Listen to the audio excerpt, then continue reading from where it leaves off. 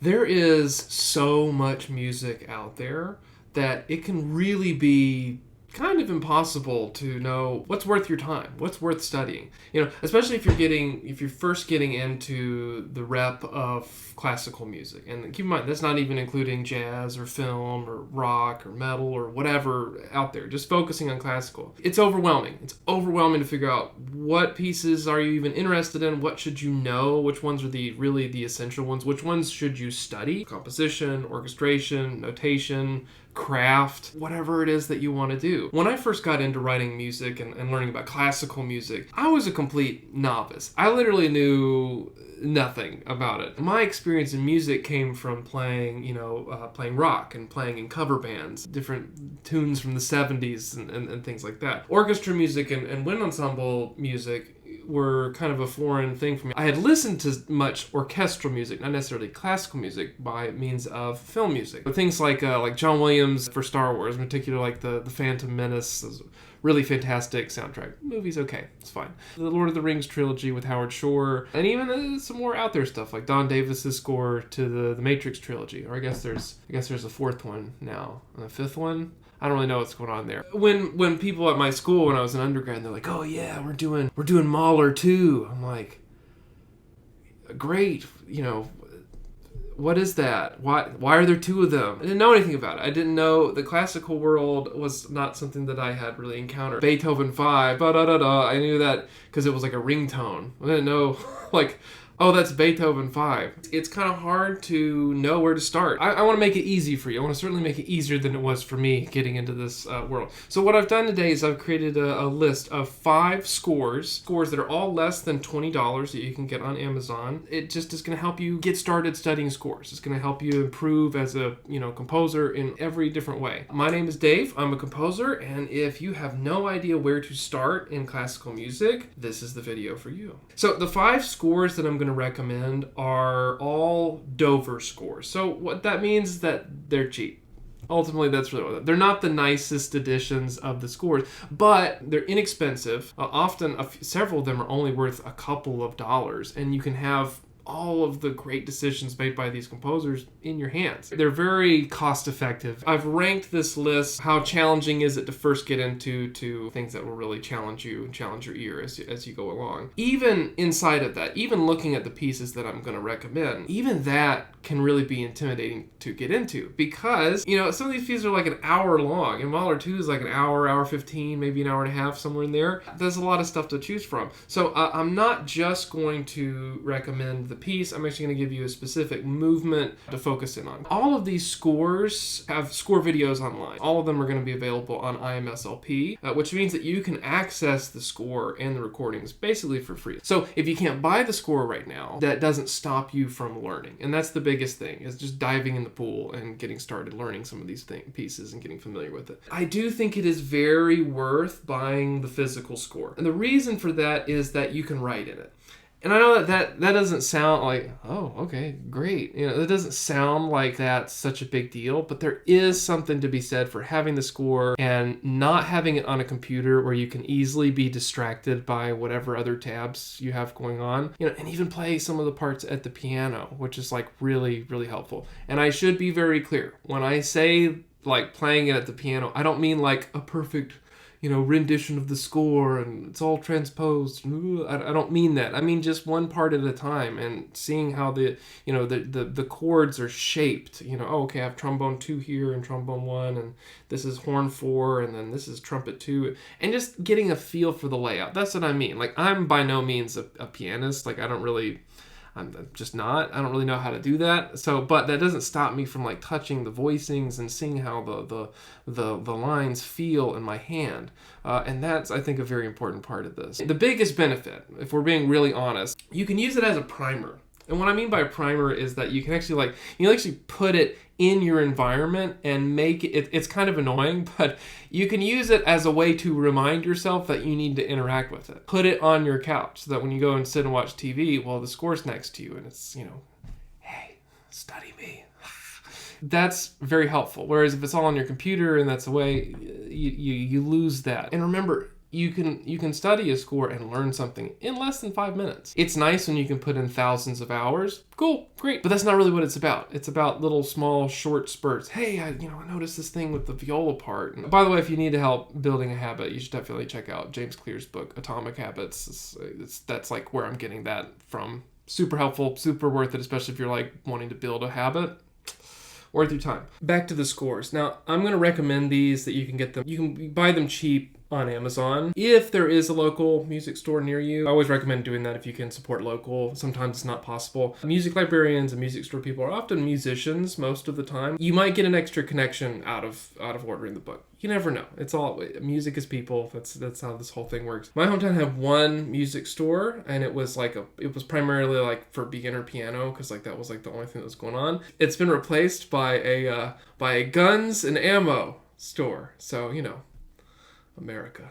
It's pretty cool. Amazon's perfectly fine if you have no other place to go to. Now, for all of these, studying the score goes hand in hand with listening to the full work. So I am recommending specific places to check out. This is just to get you into it. But this really works when you're able to listen to the whole thing and listen to it multiple times. That's how you build your aural memory bank, how you think about sound and how you can harness it for your imagination. I know what dark, low strings sound like because I've studied and listened to Shostakovich 10 numerous times. And that's just the color that I go to when I think about that sound. But it's also mixed in with Mahler too, as we're going to find out later. This combined with time observing what the music looks like is the best practice here. That's really what you're doing, is you're listening to it and then understanding what the thing it sounds like, what that looks like on the page. I re-listen to my favorite, my most important pieces every single year, numerous times. I always find new things in them each time I do it. There are so many orchestrational tools that you can unlock if you already know how a piece goes. Like if you already know the emotional journey, you know the climax, you know where things are going to happen, it's that much easier to zoom in on, oh, all right, like I've never really listened to the viola part here, or what are the woodwinds doing here? I don't even know. Is there timpani here? You can zoom in on different parts because you're not swept up in the experience of listening to the music the first time. All of this is to say listening is an essential part of this process. The more that you can listen to it and you come and look at the score and you go back and listen and you come back, the more there's bouncing back and forth. That's how you do this. So, score number 1 is going to be the collections of Beethoven Symphonies 1, 2, 3, and 4. Every composer, especially concert composers, film composers to a lesser degree, but especially concert composers, are going to have to deal with Beethoven at some point. He's part of your experience. Early Beethoven is still within the late classical, and he's bringing in the early romantic period, which means that the orchestration is going to be relatively simple, right? This is before the standard orchestra comes to exist. So there's no trombone section. That hasn't happened. That comes in Symphony number 5. And there's no tuba. It hadn't been invented yet. The trumpets and the horns are really still only doing natural horn stuff, which means they don't even have access to all of the chromatic pitches yet. We don't even have any of the woodwind auxiliaries yet. So there's no piccolo yet. There's no E flat clarinet. There's no bass clarinet. There's certainly no English horn. There's no contrabassoon. Those things are all extra, and there's definitely no piano, no harp, and no percussion other than the timpani. What this means is that you get to really learn the fundamentals of the orchestra. This is really kind of like a stripped down version of it. You can learn a lot from these basic doublings in these scores, very, very simple things of strings and woodwinds working together. You can go very slow and play them on the piano and listen to that instrument within the context of the whole orchestra. What are the violins doing? What are the basses and cellos doing? The woodwinds, violas. Now, I offer this as a simple score, as like something like you really are trying to learn the basics and go from there. Honestly, any Mozart symphony will be fine too, or Haydn. If you're not a fan of Beethoven, I think it's worth just diving in the pool there. Really, any Beethoven will do. I could have done 5, 6, or 7. Now, as far as the specific movement is concerned, Symphony number 3 is the most famous of the first 4. It was Beethoven's kind of first breakaway piece where he really kind of becomes Beethoven. It's really his first symphony where he really started to innovate the genre. I'm going to go against the grain and actually offer Beethoven 1, which is a criminally underrated piece. There's actually a lot of great stuff going on in Beethoven 1. I love it. I think it's really good, especially if you know a little bit more about the context of it, which we can't really get into today. It's a super solid and super feisty work, just starting right at the top. The introduction is great to learn from. Notice how he uses pizzicato in the strings before giving them a full arco in measure 4. Notice how he uses octaves for colors, right? In measure 4, the flute and the bassoon are paired together in octaves. Same with the oboe and the clarinet. Same with the first and second violins. Notice how he almost always has 3 things happening at the same time. Some type of foreground, some type of midground, some type of background. I mean, this beginning, it'll take off, it goes into the allegro, and there's plenty of stuff that you can learn from that, from the fast string techniques. It's a great little score, and it uses a lot that you can learn as an orchestrator, like very basically, just from this beginning.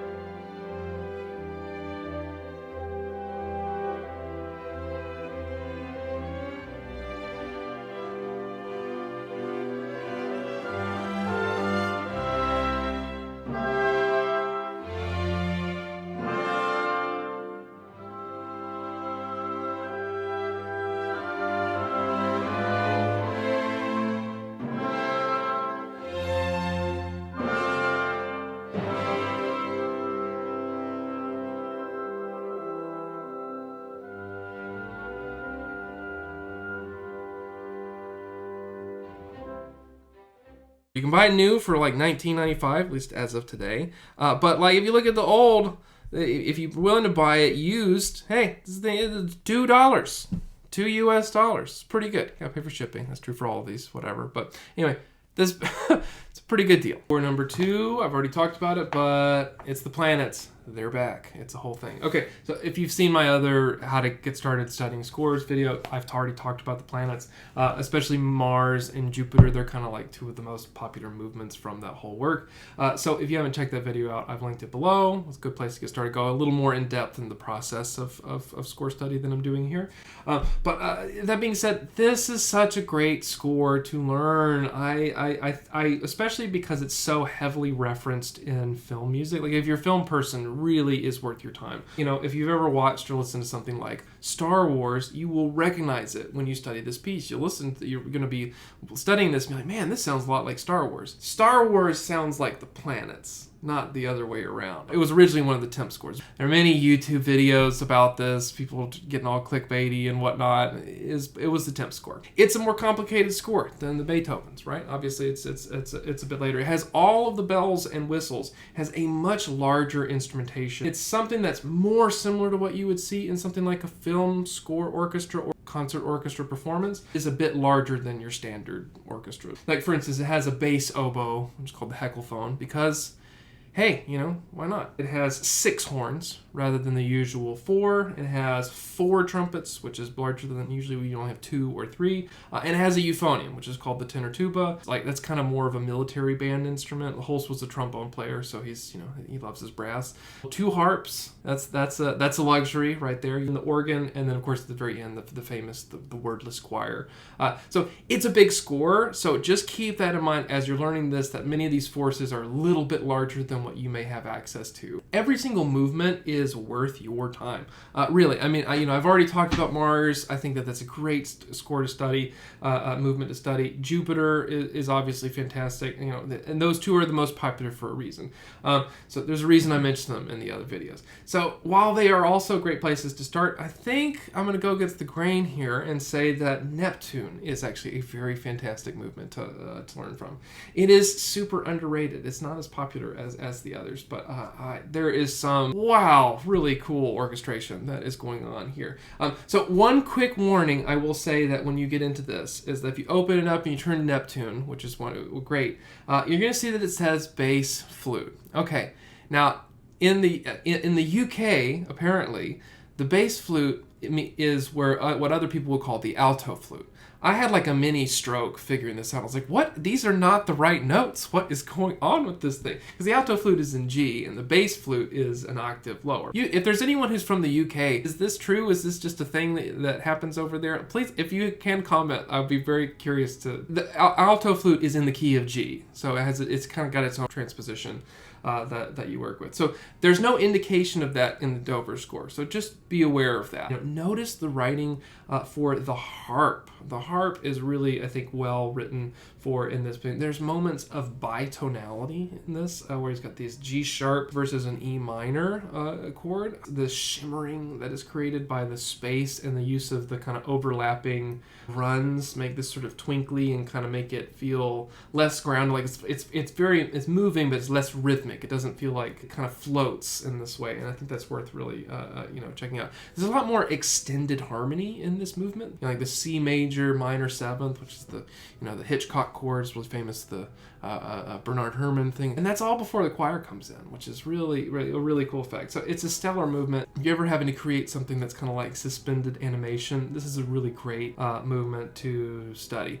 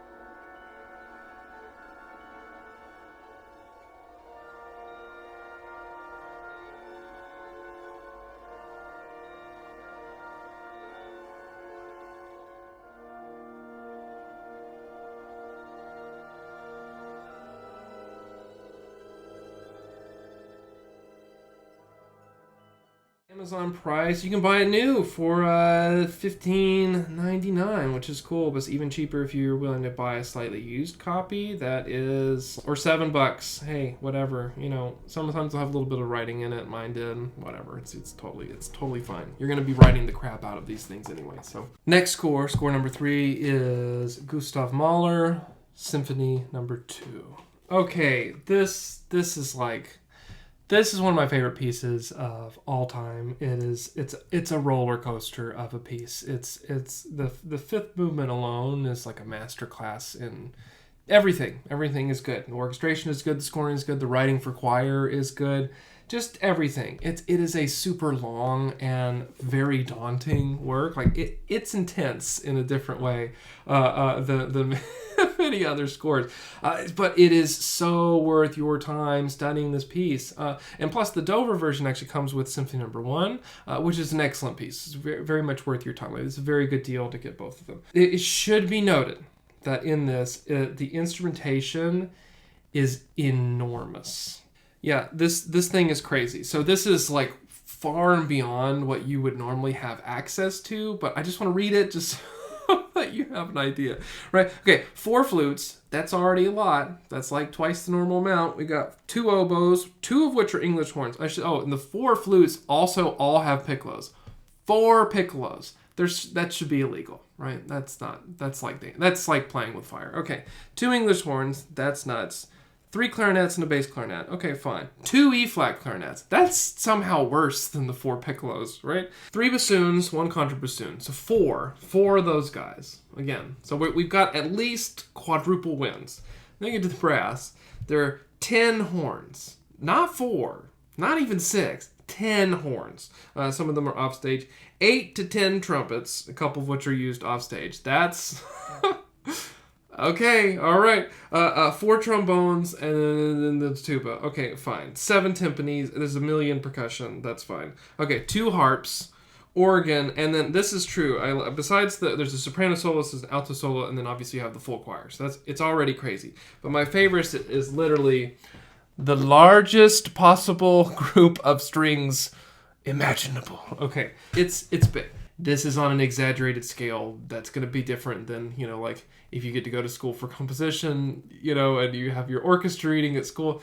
yeah, they're not going to let you have 10 horns. It's not going to happen. Mahler is a very meticulous orchestrator, and he writes a lot of instructions in the score. And many of these are going to be in German, so if you might need to have Google Translate ready to go. It's worth reading the words that he puts it. It's worth the time. It's kind of a pain if you don't speak it, but it's worth getting to know. The trumpets are in the key of F for whatever reason, and that's normally what the horn reads. So I'm not sure why that is. The horns usually play like a fifth above whatever the sounding pitch is, but in this case, their trumpet parts are written a fourth down from where they are. I don't really know what's going on there. If I have any trumpet friends, maybe leave me a comment. What's going on? What's happening? Where to start with Mahler 2? It's an enormous work. And literally everything is very good. The fifth movement, I think, is my favorite overall. It's earth-shattering. I mean, it's especially when the choir comes in. That first moment when the choir comes in, when it's really nice and quiet. And there's a reason that that picture of Bernstein is so famous of him conducting that last little bit there. I don't know about that. You can watch the Mahler Enthusiasm video to see the different conductors conducting the same measure. That's kind of funny. It's kind of silly. For the record, the ranking is wrong. It's clearly Bernstein. Sorry. Wrong. It's Bernstein. I don't know how. It's Bernstein. And if you really want to go off of the deep end with this piece, learn movement 3. That's the scherzo, and then listen to the Berlioz Sinfonia, which is like a musical collage piece that's built. It's like he took a performance of the scherzo from Mahler 2, and then all of this crazy stuff happens on top of it. But it is the Mahler movement at the same time, and there's all kinds of quotations from Debussy and Schoenberg and Ives and all kinds of people. So if you really want to go off the deep end, check that out. But know the Mahler first. That'll make it, that way you'll know what you're recognizing as you're coming along there. If I was going to pick one, I would say actually the first movement. The very beginning is, I think, where we would want to start. Observe how Mahler starts with just this really great tremolo. It's very engaging. What's going on here? It's just a G. It's not like it's funny how simple it is and how interesting the sound it creates. It's a great way to start. And then notice how he uses the cellos and the basses to have the melody. But he uses the bassoons and the contrabassoons, which are in a similar register, to kind of sprinkle in and add emphasis and add weight and color to specific parts of the melody. Right? A lesser composer just would have written all of them like doubled the whole time, but Mahler uses the bassoons to bring out a little extra weight, and so that's kind of the idea here. And the whole beginning of that first movement, you can watch as he adds more instruments in, how he uses the colors, how he pairs them together. It's very interesting. It's very enlightening to go into it. I remember there's a really particularly cool moment where he has the high strings, the violins, go down while there's this like crisscross effect where the violins go down and the violas and the cellos ascend up. It's a kind of cool flicker of color. There's something special about having the lower instruments play in the higher register and having the higher instruments play in their lower register that changes the color. Again, a lesser composer just put the high part in the violins and the lower part in the cellos, but there's more that's possible.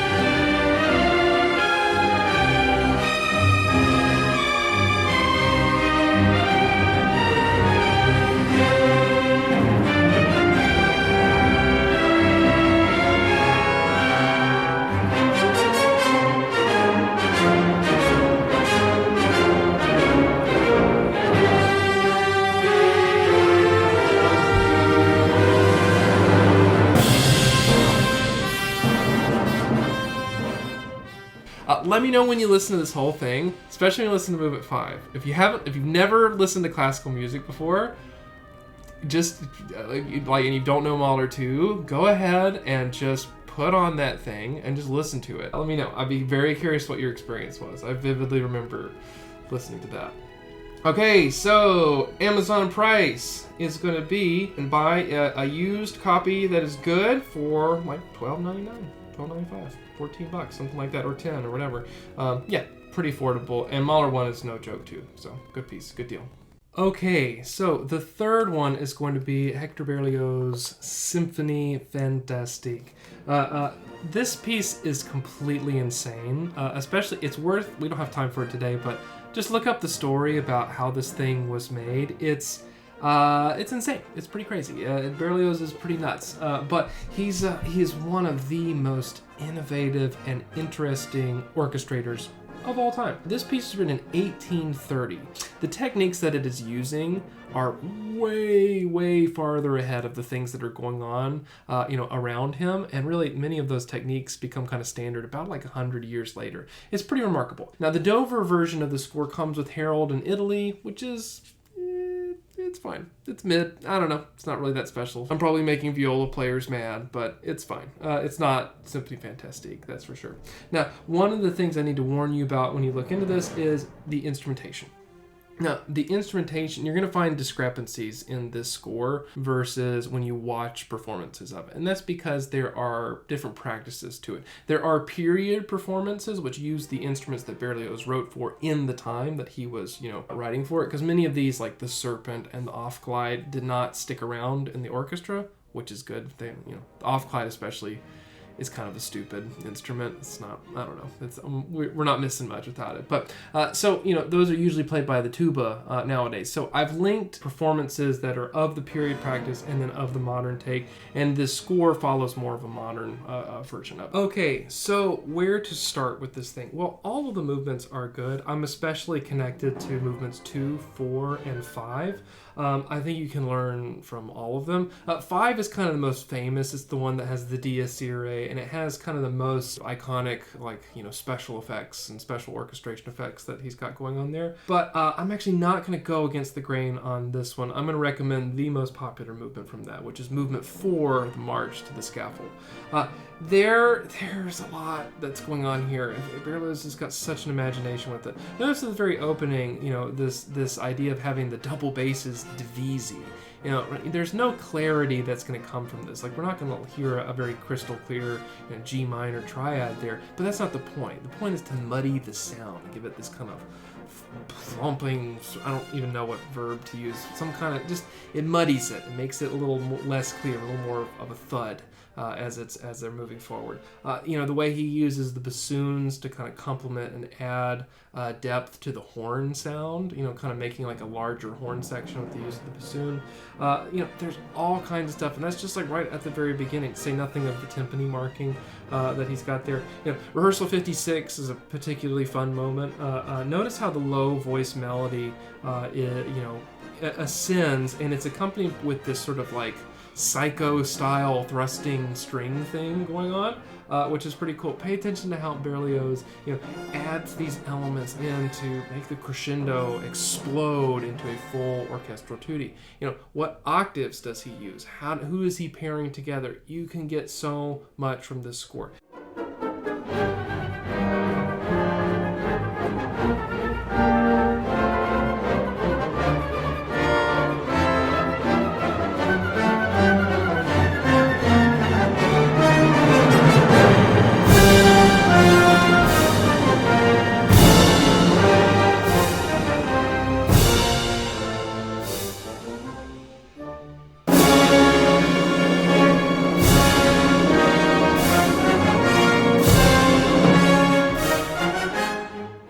Now, the Amazon price for this thing, you can buy it used for like $10.50 USD. So pretty good. The last score, it was a tough one to pick. I really kind of narrowed it down to three, and I had to make my pick from those three. Now, they're all by the same composer, all by Stravinsky, and they're all his ballets. So I was choosing from The Firebird, which is a classic. It's an excellent work. It's very much worth your time. Petroushka, which is his second ballet, and then, of course, The Rite of Spring. The Rite of Spring it's a major classic. If you're any serious composer is going to have spent time studying those pieces. If I'm going to pick one of these three, I'm going to pick Petroushka. That's personally my favorite out of the three of them. I think that they're all really good. They're worth your time, but Petroushka, I think, is my favorite. I don't know. It's the one I come back to the most. Now, this is true for all three, but especially true in Petroushka. Every page is dripping with just really interesting and unusual choices in orchestration. There's really so much that you can get by just spending a little bit of time on any page. You can open up to any of it, and there's something interesting going on that you can learn from. Stravinsky is really a master. I mean, it's kind of remarkable and sort of depressing to think about. We have all the tools today. We've got notation software, MIDI keyboards, all this stuff, and Stravinsky made this on paper in 100 years ago in Russia or something. It's pretty crazy how sparklingly creative it is. So very much worth your time. I actually would recommend starting at the beginning. Any of the tableaus are fine. Anywhere that you want to start in this is great. But I honestly would recommend just starting at the very beginning. It's the opening gesture is a masterclass in orchestrating momentum.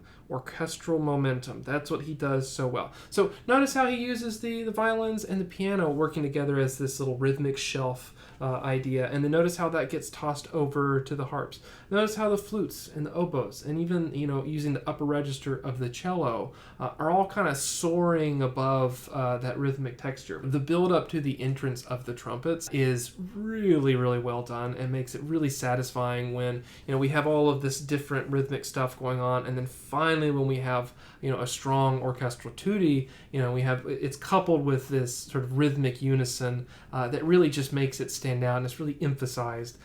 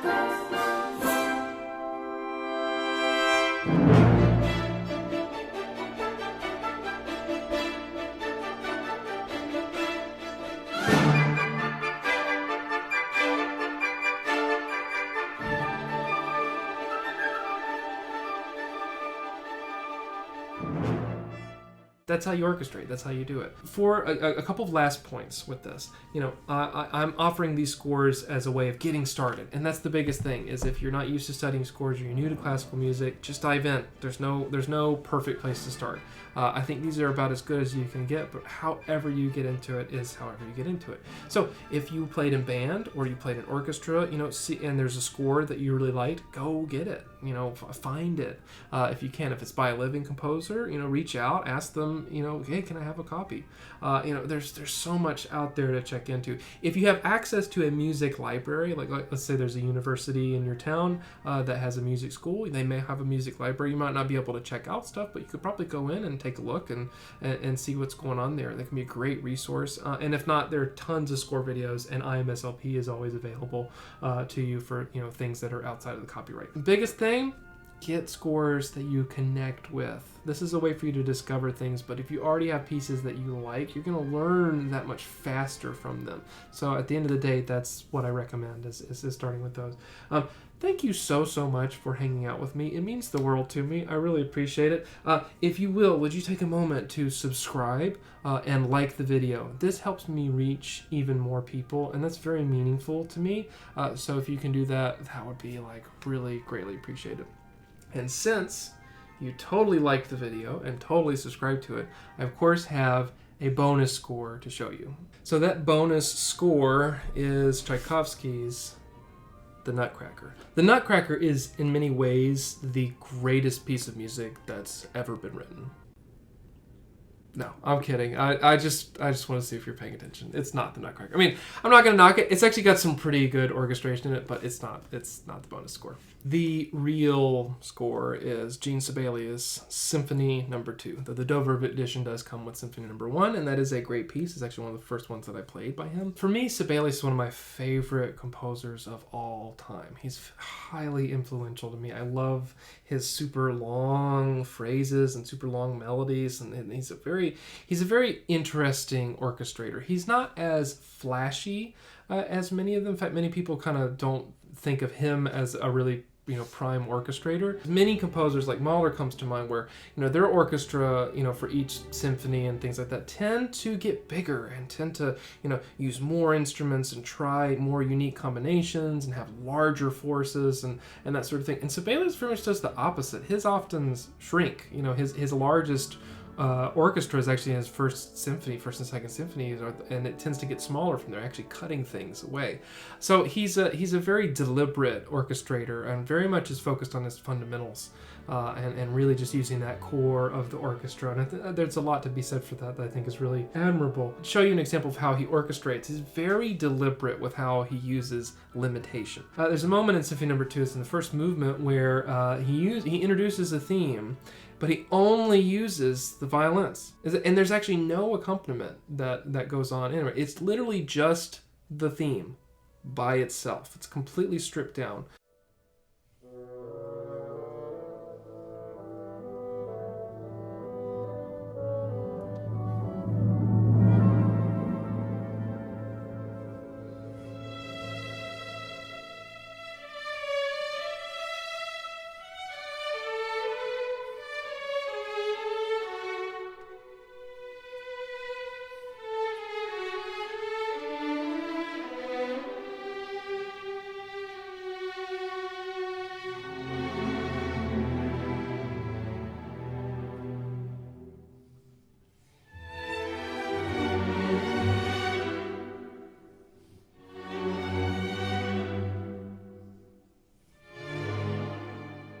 Now, after this appears, you notice how when he brings it back later on in the symphony, when it has this kind of triumphant return, he orchestrates it fully with the brass and the timpani, and that it's very glorious and amazing in how he does it.